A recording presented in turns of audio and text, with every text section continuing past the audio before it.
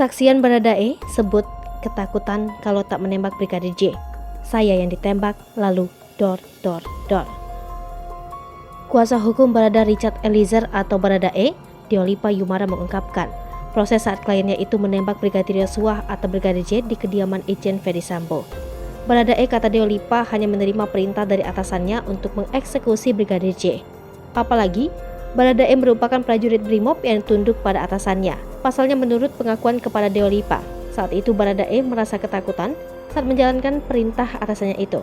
Karena jika tak melakukan perintah untuk menembak Brigadir J, justru dirinya yang akan dieksekusi oleh atasannya itu. Hal itu diungkapkan Deolipa saat wawancara khusus dengan Wakil Direktur Pemberitaan Tribun Network, Domu Ambarita di kawasan Depok, Jawa Barat. Deolipa juga mendengar curhatan hati Baradae, di mana saat menembak Brigadir J, Baradae dengan perasaan takut dan memejamkan mata. Deolipa pun menyadari bahwa perintah atasan di institusi Polri memang kadang susah untuk dibantah, bahkan kerap menyerempet dengan pelanggaran hukum.